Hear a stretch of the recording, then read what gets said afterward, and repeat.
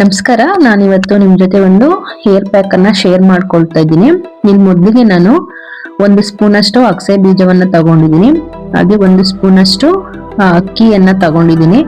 ಹಾಗೆ ಒಂದ್ ಸ್ವಲ್ಪ ನುಗ್ಗೆ ಸೊಪ್ಪನ್ನ ಸಹ ನಾನು ಇದಕ್ಕೆ ಸೇರಿಸ್ಕೊಳ್ತಾ ಇದ್ದೀನಿ. ಇದಿಷ್ಟನ್ನ ಮೊದಲು ನಾವು ಸ್ವಲ್ಪ ನೀರನ್ನ ಸೇರಿಸ್ಕೊಂಡು ತೊಳ್ಕೊಬೇಕು. ಅದಾದ ನಂತರ ಒಂದ್ ಸ್ವಲ್ಪ ನೀರನ್ನ ಹಾಕಿ ಇದನ್ನ ಚೆನ್ನಾಗಿ ಬೇಯೋದಕ್ಕೆ ಬಿಡಬೇಕು. ಒಂದು 10 ನಿಮಿಷಗಳ ಕಾಲ ಅಗಸೆ ಬೀಜದಲ್ಲಿ ಇರ್ತಕ್ಕಂತಹ ಲೋಳೆ ಬಿಟ್ಕೊಡೋ ತನಕನೂ ಸಹ ನಾವು ಏನ್ ಮಾಡ್ಬೇಕು, ಅದನ್ನ ಸ್ವಲ್ಪ ಚೆನ್ನಾಗಿ ಬೇಯಿಸ್ಕೋಬೇಕಾಗುತ್ತೆ. ಇಲ್ಲಿ ನಾನು ತೋರಿಸ್ತಾ ಇದ್ದೀನಿ. ಮೊದಲೇನೆ ಜಾಸ್ತಿ ನೀರನ್ನ ಯೂಸ್ ಮಾಡೋದಕ್ಕೆ ಹೋಗಬೇಡಿ. ತುಂಬಾ ನೀರಾದ್ರೆ ಪೇಸ್ಟ್ ಮಾಡೋದಕ್ಕೆ ಕಷ್ಟ ಆಗುತ್ತೆ. ಹಾಗಾಗಿ ಈ ರೀತಿ ಬೆಂದಾದ ನಂತರ ಇದನ್ನ ತಣ್ಣಗಾಗೋದಕ್ಕೆ ಬಿಟ್ಟು ಅದಾದ ನಂತರ ಇದನ್ನ ನೈಸ್ ಆಗಿ ರುಬ್ಬಿ ಪೇಸ್ಟ್ ಅನ್ನ ಮಾಡ್ಕೋಬೇಕು. ಪೇಸ್ಟ್ ಅನ್ನ ಮಾಡ್ಕೊಂಡು ಇದನ್ನ ತಲೆಗೆ ಹಚ್ಕೊಳ್ತಕ್ಕಂಥದ್ದು.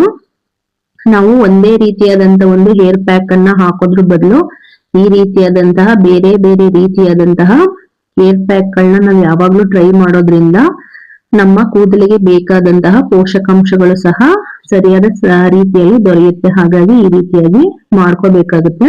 ಮತ್ತೆ ಹೇರ್ ಪ್ಯಾಕ್ ಅನ್ನ ಹಾಕೊಳ್ಳೋದಿಕ್ ಮೊದ್ಲೇನೆ ತಲೆಗೆ ಅಂದ್ರೆ ಕೂದಲಿಗೆ ಸ್ವಲ್ಪ ಆಯಿಲ್ ಅನ್ನ ಹಚ್ಕೊಂಡು ಏರ್ ಪ್ಯಾಕ್ ಗಳನ್ನ ಯೂಸ್ ಮಾಡಿ. ಏರ್ ಪ್ಯಾಕ್ ಅನ್ನ ಯೂಸ್ ಮಾಡಾದ ನಂತರ ಕೂದಲನ್ನ ಒಂದ್ ಅರ್ಧ ಗಂಟೆ ಅಥವಾ 1 ಅವರ್ ಟೈಮ್ ಇದ್ರೆ ಬಿಟ್ಟು ತೊಳ್ಕೊಂಡಾದ ನಂತರನು ಸಹ ಏರ್ ಸೀರಮ್ ಗಳನ್ನ ಅಪ್ಲೈ ಮಾಡಿ. ಇದರಿಂದ ನಿಮ್ಮ ಹೇರ್ ತುಂಬಾ ತಿಕ್ಕಾಗಿ ಚೆನ್ನಾಗಿ ಬೆಳೆಯೋದಕ್ಕೆ ಸಹಾಯ ಆಗುತ್ತೆ.